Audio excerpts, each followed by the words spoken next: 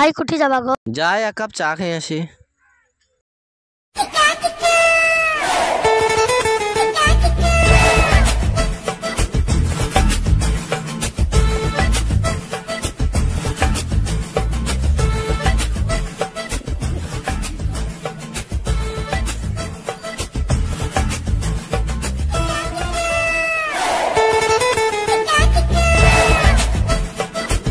दादा एक कप चा दाओ तो। लेकिन ये साला कर क्या रहा है यहाँ पे? তোমার অনেক বাকি আছে, সেগুলো আগে শোধ করো।